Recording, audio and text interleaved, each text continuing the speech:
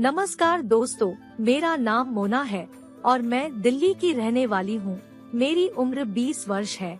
मैं एक सामान्य परिवार की लड़की हूँ। मैं अभी कॉलेज में अपनी पढ़ाई कर रही हूँ। मैं एक खुले विचारों की लड़की हूँ और आजकल के हिसाब से बिल्कुल मॉडर्न हूँ। मैं अधिकतर टॉप स्कर्ट या जीन्स टॉप पहनती हूँ। दिमाग के मामले में मेरा दिमाग काफी शातिर है और अपना काम निकलवाने के लिए मैं हर तरह के हथकंडे अपनाने से पीछे नहीं हटती। मैं अपने बारे में बता दूं तो मेरा प्रॉपर्टी 34-30-36 का है। मेरे ऐसे फैशनेबल कपड़ों के कारण लोगों की नजर मुझ पर टिकी रहती है।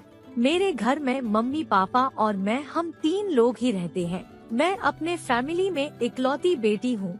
इकलौती होने के कारण घर में मुझे काफी छूट मिली हुई है, जैसे कि मैं अपनी मर्जी के कपड़े पहन सकती हूँ, अपनी फ्रेंड्स के साथ बाहर जा सकती हूँ। मेरे पापा बेहद नॉर्मल और सीधे सादे इंसान हैं। पापा को अपने काम से फुर्सत नहीं रहती और मम्मी दिन भर घर पर रहती है। मेरे पापा एक बड़ी कंपनी में काम करते हैं और उनकी सैलरी भी काफी अच्छी है। शुरू से ही मुझे महंगी चीजों का बड़ा शौक था, लेकिन मेरे पापा थोड़े कंजूस टाइप के हैं, जिसकी वजह से वो हमेशा पैसे देने में आनाकानी करते हैं। जब मैं स्कूल में थी तो तभी मेरा एक बॉयफ्रेंड बन गया। हालांकि बॉयफ्रेंड होने के बावजूद भी मैंने उसके साथ केवल 2 बार ही खेला था, वो भी 2-2 मिनट का बस। उन 2 मिनट में मेरे बॉयफ्रेंड ने मुझे संतुष्ट किया ही नहीं था, क्योंकि उसका पतला छोटा सा डंडा उस काबिल ही नहीं था जो मेरी गिल्ली को आकाश तक पहुंचा पाता। लेकिन ऐसा नहीं था कि मुझे खेलना पसंद नहीं है। मैं अपने कमरे में अकेली सोती हूँ और रात में मोबाइल पर मस्त फिल्म देखना, इस चैनल पर कहानियाँ पढ़ना और फिर प्यारी सी तितली को उंगली करना मेरा रोज का काम है। जब से मैं कॉलेज में आई मेरा कोई बॉयफ्रेंड नहीं था, लेकिन ऐसा नहीं था कि लड़के मुझे पसंद नहीं करते थे या लाइन नहीं मारते थे। बस ऐसा कोई नहीं मिला जो मुझे पसंद आए। मेरा बदन और चेहरा ऐसा है कि कोई भी मुझे मना नहीं कर सकता। लेकिन मैं इतनी आसानी से किसी को खुद को नहीं सौंपने वाली थी। फिर 2022 में मेरे साथ एक ऐसी घटना हुई कि मेरी पूरी लाइफ ही बदल गई।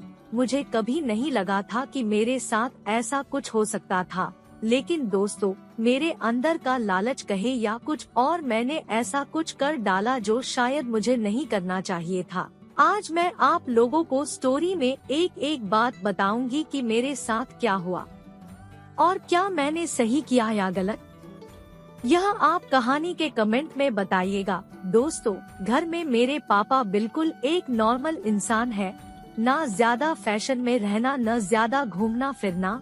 वहीं उनके बिल्कुल उलट मेरी मम्मी बिल्कुल मेरी तरह फैशनेबल और हॉट टाइप की है।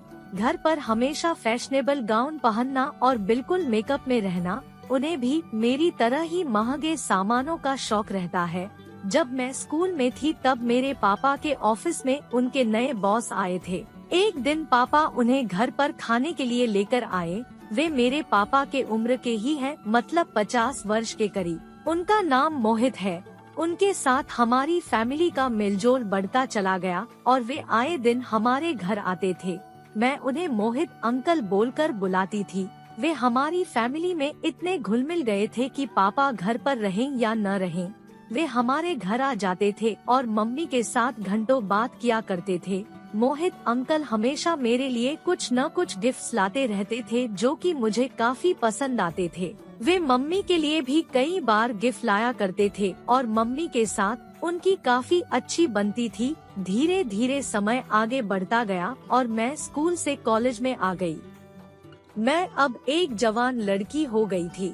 इतने सालों तक तो मुझे मोहित अंकल अच्छे ही लगते थे, लेकिन अब मैं बड़ी हो गई थी और मुझे सही गलत का अच्छे से पता था।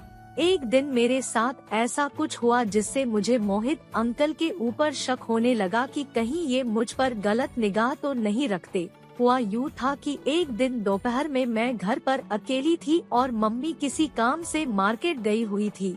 मैं सामने वाले कमरे में सोफे पर बैठी हुई अपने कॉलेज का एक असाइनमेंट बना रही थी। क्योंकि मैं घर पर हमेशा एक हाफ लोवर और टी शर्ट पहनती हूँ, उसी प्रकार उस दिन भी वही पहनी हुई थी। अचानक से दरवाजे की घंटी बजी और मैंने दरवाजा खोला। सामने मोहित अंकल खड़े हुए थे और मैंने मुस्कुराते हुए उन्हें अंदर आने के लिए कहा। अंदर आकर वो सोफे पर बैठ गए और मैं उनके लिए पानी लेकर आई। मैंने उन्हें बताया कि मम्मी पापा बाहर है और अभी मैं बस घर पर हूँ। वे मुझे बैठने के लिए बोले और पानी पीते हुए मेरा असाइनमेंट देखने लगे। मैं उनके बिल्कुल बगल में बैठकर अपना काम करने लगी। कुछ देर तक वे मेरा असाइनमेंट देखते रहे, फिर मेरी हेल्प करने के लिए अपना एक हाथ बढ़ाया। उन्हें अपनी हेल्प करते देख मुझे अच्छा लगा। उन्हें इस मामले में काफी जानकारी थी। कुछ देर सब ऐसा ही चलता रहा और वे मेरी हेल्प करते रहे। लेकिन कुछ देर बाद मैंने गौर किया कि एक हाथ से वो मेरी मदद कर रहे थे और उनका दूसरा हाथ मेरी थाई पर था और वो अपनी उंगलियों से बहुत गंदे तरीके से मेरी थाई पर उंगलियां चला रहे थे। वे कुछ इस प्रकार से उंगली चला रहे थे जैसे वे मुझे उत्तेजित कर रहे हो। मुझे बहुत गंदा लग रहा था, लेकिन मैं कुछ बोल नहीं रही थी। काफी देर तक उन्होंने ये काम जारी रखा। यह बिल्कुल भी नॉर्मल नहीं था, क्योंकि उसके द्वारा कभी ऐसा नहीं किया गया था। उनके छूने से ही पता चल रहा था कि उनकी मानसिकता सही नहीं थी। कुछ देर में काम खत्म हो गया और मैं वहाँ से हट गई। उस दिन के बाद से मैंने महसूस किया था कि वे जब भी हमारे घर आते तो मेरी तरफ बड़ी गंदी निगाह से देखते। कभी वे मेरे तने हुए माउंट एवरेस्ट को घूरते, कभी वो पीछे से घूरते, किसी भूखे कुत्ते की तरह देखते रहते थे। इसके साथ ही वे मुझे छूने का मौका तलाश करते रहते। फिर एक दिन जब मेरा जन्मदिन था तो उन्हें पापा ने खाने के लिए बुलाया। वे आए और मेरे लिए बेहद ही महंगा मोबाइल फोन लेकर आए। उस दिन जब मैंने केक काटा तो सभी ने तालियां बजाकर मुझे बधाई दी, लेकिन मोहित अंकल ने मुझे गिफ्ट दिया और मुझे अपने गले से लगा लिया। उनका मुझे गले लगाना मेरे लिए कोई आम बात नहीं थी, क्योंकि उन्होंने मेरी पीठ को कसकर दबा लिया था जिससे टेनिस बॉल पिचक गए। इसके बाद उन्होंने मेरे गाल पर प्यार से चूमा। देखने में तो सबको ऐसा लगा होगा जैसे एक पिता के उम्र के आदमी ने अपनी बेटी समझकर मुझे प्यार दिया था, लेकिन मैं जान गई थी कि उन्होंने मुझे किस निगाह से चूमा था, क्योंकि उन्होंने मेरे गाल को चूमने के साथ साथ अपनी जीभ से मेरे गाल को चाट लिया था। उनकी इस हरकत को किसी ने गौर नहीं किया होगा, लेकिन मुझे सब महसूस हो गया था। इसके बाद कुछ दिन और मैंने उन्हें ऐसे आजमाया और मुझे साफ हो गया था कि उनकी गंदी नजर मेरे ऊपर थी। अब जब भी वे आते तो मैं बहुत कम ही उनके सामने जाती थी। यह ऐसी बात थी जिसके बारे में मैं किसी को बोल भी नहीं सकती थी, क्योंकि मोहित अंकल काफी सालों से हमारे घर आ रहे थे और उन पर सब काफी विश्वास करते थे। मैं कई बार अकेले में सोचती थी कि मोहित अंकल हमारी फैमिली के ऊपर इतना क्यों मेहरबान रहते हैं। हमेशा महंगे गिफ्ट लाना, पापा की इतनी मदद करना। मुझे तो कई बार शक होता था कि कहीं मम्मी का इनके साथ कोई चक्कर तो नहीं है, क्योंकि जब पापा नहीं होते तब भी ये आ जाते हैं। और कई बार तो जब मैं कॉलेज से वापस लौटती तो अंकल और मम्मी घर पर अकेले रहते थे। फिर मैंने सोचा कि हो सकता है कि यह मेरा वहम हो। ऐसे ही दिन गुजरते गए और एक दिन मेरा शक यकीन में बदल गया।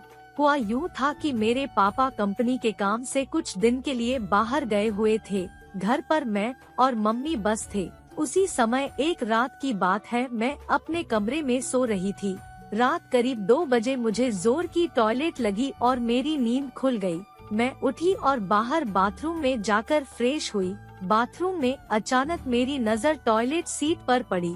मैंने देखा कि टॉयलेट सीट के अंदर पानी में कुछ तैर रहा है। मैंने गौर से देखा तो वो एक गुब्बारा था, जादुई डंडे का। तब मैंने सोचा कि ये गुब्बारा किसने यूज किया होगा और यहाँ क्यों फेंक दिया। मैं बाथरूम से बाहर निकली और देखा कि मम्मी के कमरे से कुछ सुगबुगाहट सी हो रही है। मैं बिल्कुल हल्के कदमों के साथ दरवाजे तक गई और चाबी के छेद से अंदर देखने लगी। अंदर जो नजारा मैंने देखा, उसके बाद मेरे बदन के रोमे खड़े हो गए और सारे शरीर में जैसे करंट की लहर दौड़ गई थी। कमरे के अंदर मम्मी और मोहित अंकल झूम झूम कर डांडिया खेल रहे थे। फिर थोड़ी देर में लकड़ी की काठी काठी पे घोड़ा शुरू हो गया और अंकल घुड़सवारी करने लगे और भूल भुलैया में घोड़ा सरपट दौड़ लगाने लगा।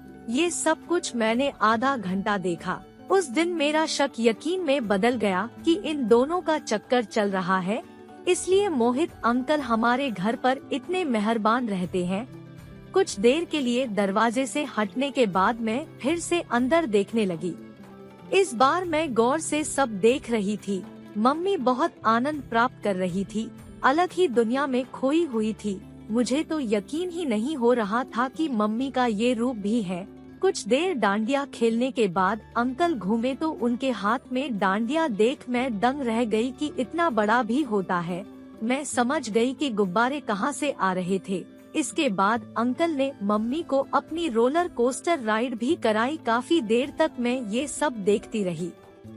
जब झूला झूल कदम का फूल पूरा हुआ और अंकल बाहर आने लगे तो मैं जल्दी से भागकर अपने कमरे में चली आई। अगली सुबह मैं जब उठी तो मम्मी सो ही रही थी। उनके कमरे का दरवाजा खुला हुआ था और मैं अंदर जाकर देखने लगी। मम्मी बिस्तर पर सो रही थी। उसके बाद अगली रात भी मैंने उन दोनों को डिस्को डांडिया करते हुए देखा और जितने दिन पापा नहीं थे उतने दिन अंकल रात में आते और रासलीला करते। मुझे सब पता चल गया था, लेकिन मैंने यह बात किसी को नहीं बताई। अब तो जब कभी भी मैं अपने कॉलेज से जल्दी आ जाती तो अंकल मेरे घर पर मिलते और आए दिन मुझे गुब्बारा मिलता। मैं समझ जाती कि आज फिर अंकल ने घुड़दौड़ लगाई है। अब दोस्तों, आप लोग सोच रहे होंगे कि यह तो बात थी अंकल और मम्मी की, लेकिन मेरा क्या हुआ? तो मैं बता दूं कि उन लोगों के बारे में पता चलने के बाद से मेरे मन में कुछ दिन गुस्सा था, लेकिन धीरे धीरे मेरा गुस्सा एक लालच में बदल गया। अब मुझे लगने लगा कि क्यों न मैं अंकल का फायदा उठाकर अपनी जिंदगी में मजा करूं।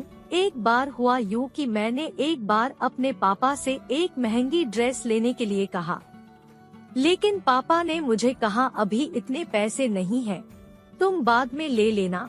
और यह बात मोहित अंकल को पता चल गई। अगले ही दिन उन्होंने मुझे वो ड्रेस लाकर दे दी। उस दिन से मेरे मन में यह लगने लगा कि क्यों न अंकल का फायदा लिया जाए और अपने महंगे शौक को पूरा किया जाए। अब तो जब भी अंकल आते तो मैं उनके सामने कुछ ऐसे रहने लगी थी कि उनको थोड़े थोड़े दर्शन मिलते रहे सब जगह के।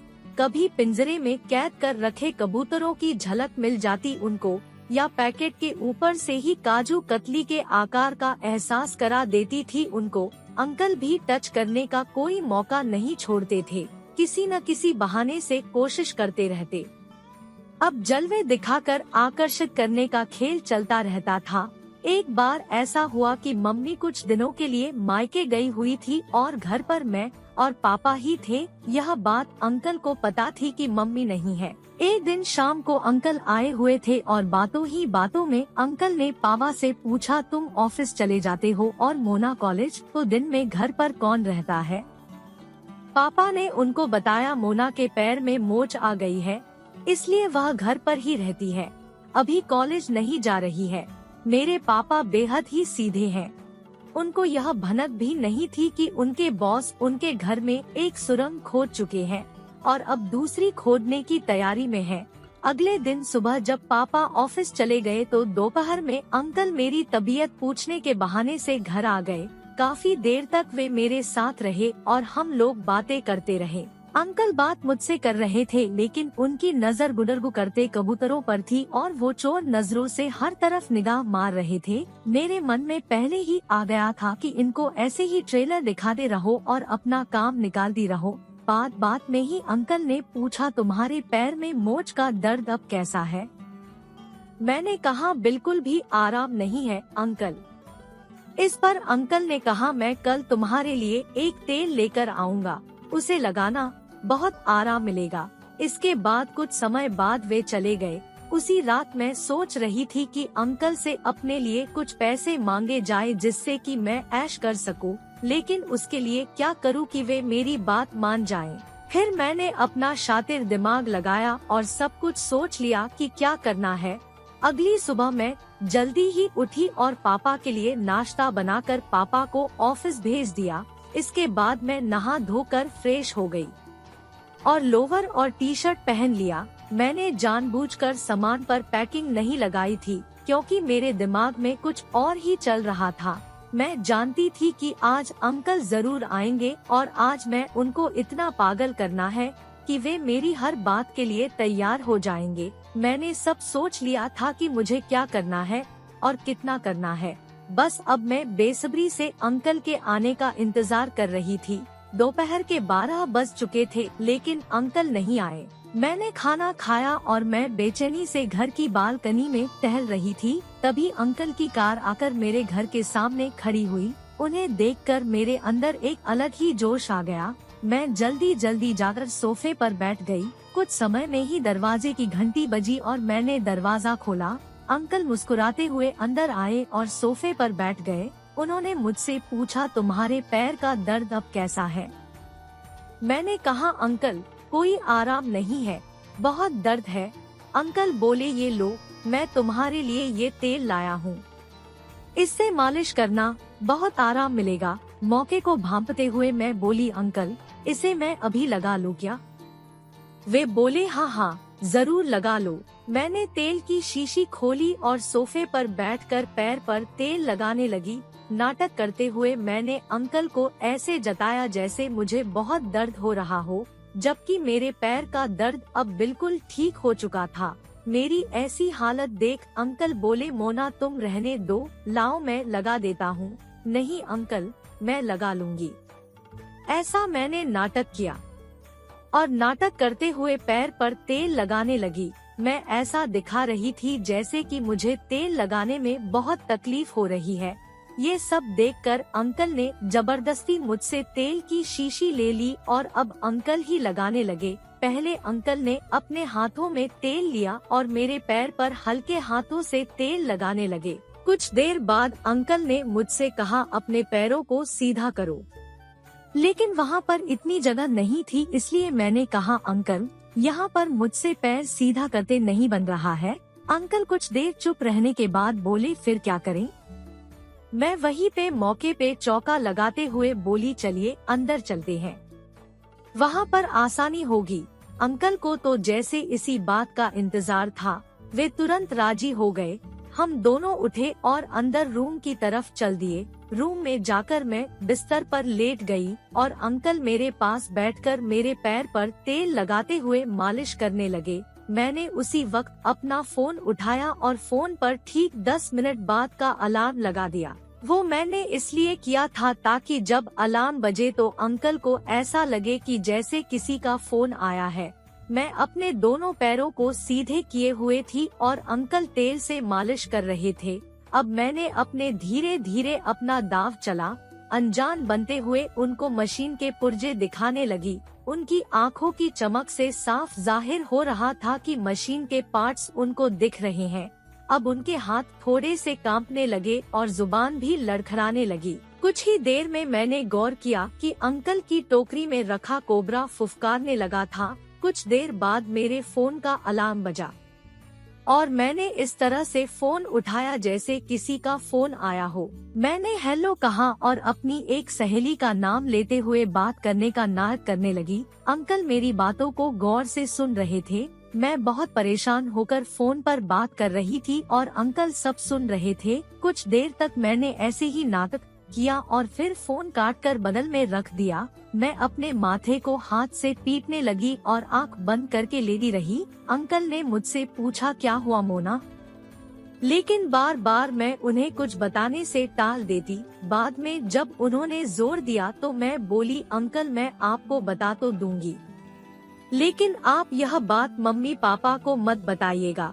मैंने उनसे प्रॉमिस लिया और उन्होंने किसी को यह बात न बताने का प्रॉमिस किया। फिर मैं उनसे बोली, बात यह है अंकल कि मैंने अपनी सहेली से कुछ पैसे उधार लिए थे और अब वह पैसे वापस मांग रही है, लेकिन मेरे पास अभी पैसे नहीं है। अंकल बोले, कितने पैसे देने हैं? मैं बोली, थोड़े थोड़े करके 20,000 के करीब हो गए हैं। उसने मुझे किसी और से ब्याज पर दिलवाए हैं। अंकल बोले, बस इतने ही, कोई बात नहीं, तुम मुझसे ले लेना और यह बात किसी को पता भी नहीं चलेगी। बस दोस्तों, मैं यही तो चाहती थी। मेरा तीर सही जगह पर लगा था। पहले तो मैं मना करती रही, लेकिन फिर मैं मान गई। मैं सोच रही थी कि आज मुझे अपने जलवे दिखाने का फल मिल गया। उधर अंकल अब मिशन पे थोड़ा आगे बढ़ने लगे थे। मैं आज उन्हें बिल्कुल भी मना नहीं कर रही थी, इसलिए वो बड़े आराम से मेरी मशीन का मुआयना करने की कोशिश कर रहे थे। अंकल बोले, यह तेल इतना अच्छा है कि इससे मालिश करने से सारे बदन का दर्द खत्म हो जाता है।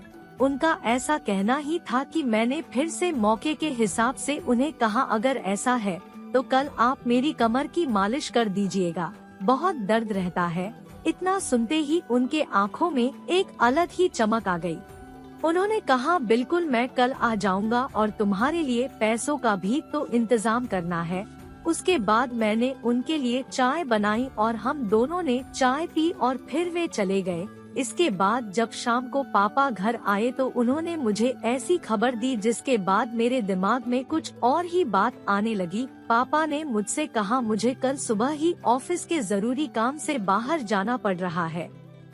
तुम्हारी मम्मी भी नहीं है, इसलिए तुम 2 दिन के लिए हमारे बॉस के घर पर उनके साथ रहोगी। मेरी उनसे बात हो गई है। अब मुझे ऐसा लगने लगा कि कहीं ऐसा तो नहीं है कि अंकल ने ही ऐसा कुछ किया हो जिससे मैं उनके घर पर रहूं, और कहीं ऐसा तो नहीं है कि वे मशीन खोलने का प्लान बनाए बैठे हों, क्योंकि अंकल अपने घर पर अकेले ही रहते थे। अगर ऐसा था तो यह अच्छी खबर नहीं थी, क्योंकि मैं मशीन खुलवाना नहीं चाहती थी। मैं बस नुमाइश करके उनसे अपने लिए पैसे और महंगे गिफ्ट लेना चाहती थी। कुछ समय तक शांत रहने के बाद मैंने सोचा कि ऐसा कुछ नहीं होने वाला, और क्या करना है और क्या नहीं सब मेरे ऊपर है। वे मुझे जबरदस्ती तो नहीं कर सकते हैं मेरे साथ। इसके बाद रात में मैंने और पापा ने खाना खाया। फिर मैंने पापा का बैग पैक करके उनके जाने की सारी तैयारी कर दी। सुबह सुबह 8 बजे पापा निकल गए और मुझे कह गए कि कुछ देर में मोहित अंकल आएंगे और तुम्हें ले जाएंगे। इसके बाद मैंने भी अपना एक बैग तैयार किया और अपनी जरूरत का कुछ सामान और कपड़े लेकर तैयार हो गई। सुबह 11 बजे अंकल आए और हम दोनों उनकी कार से उनके घर की तरफ चल दिए।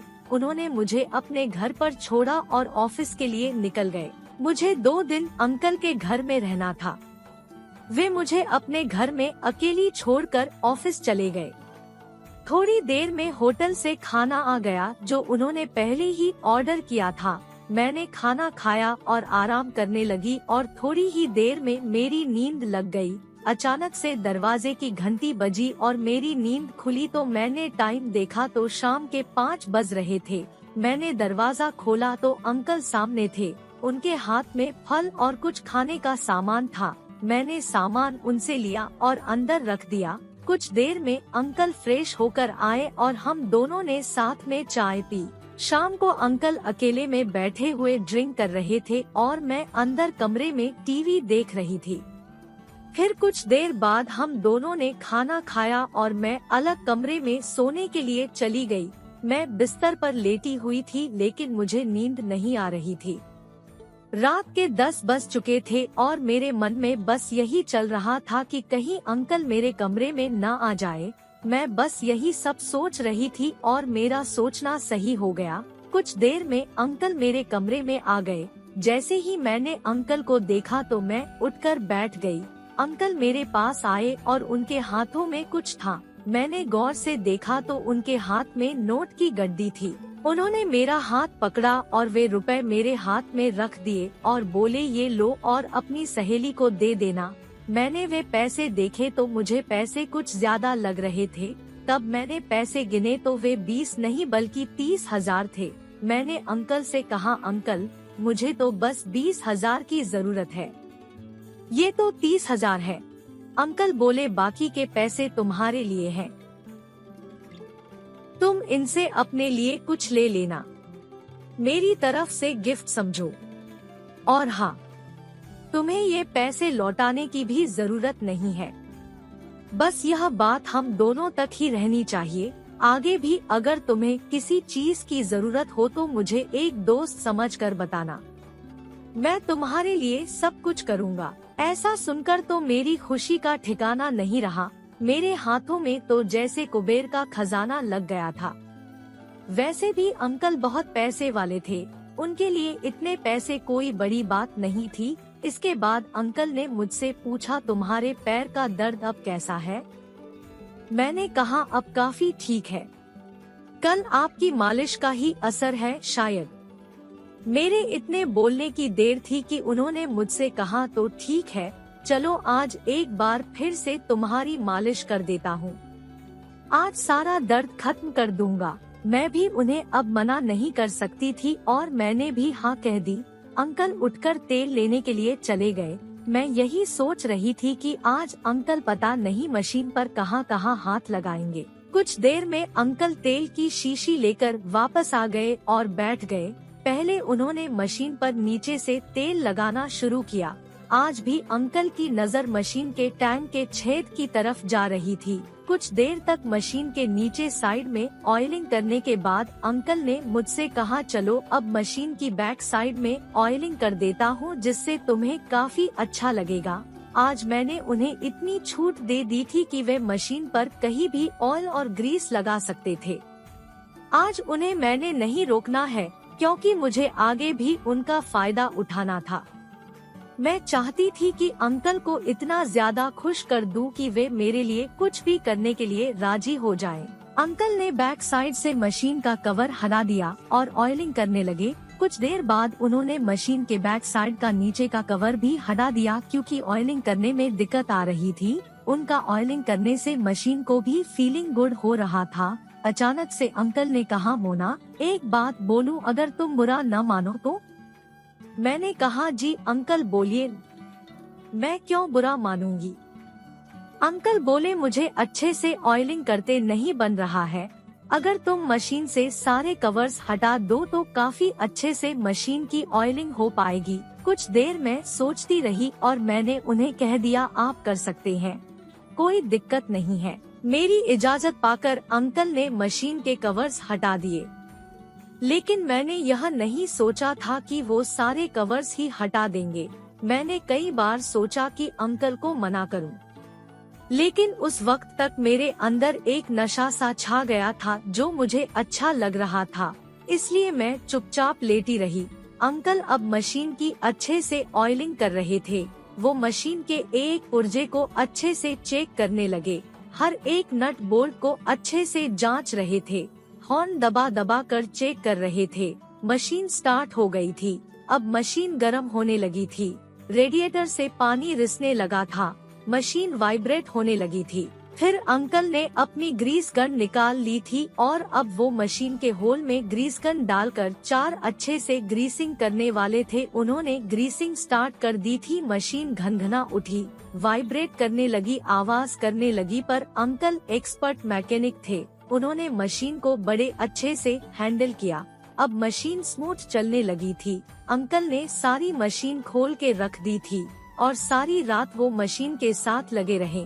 फिर 2 दिन तक अंकल ने यही काम किया, बस मशीन खोलना और ग्रीस गन से ग्रीसिंग करना, मशीन चलाना। उनके घर से वापस लौटने के बाद जब भी मशीन को मैकेनिक की जरूरत होती थी तो मैं कॉलेज के बहाने से उनके घर चली जाती। हफ्ते में 3 से 4 दिन मैं उनके घर पर ही रहती और दोपहर भर वो खूब मशीन चलाते। अंकल मुझ पर इतना फिदा हो चुके हैं कि मैं जब भी कोई चीज मांगती हूँ तो कभी मना नहीं करते और उसके साथ ही मुझे उतना प्यार भी देते हैं। इसके साथ साथ अंकल अपनी पुरानी सुरंग भी खोद रहे हैं। लेकिन यह बात मैंने अंकल से कभी नहीं कही कि ये सब मुझे पता है। बस अब मेरी जिंदगी से कट रही है। मुझे जो चाहिए सब अंकल दे रहे हैं। आर्थिक, मानसिक और शारीरिक हर तरह का सुख मैं उनसे प्राप्त कर रही हूँ। दोस्तों ये थी आज की कहानी। आपको कहानी कैसी लगी प्लीज जरूर बताएं। वीडियो को लाइक करें और चैनल को जल्दी से सब्सक्राइब कर लीजिए।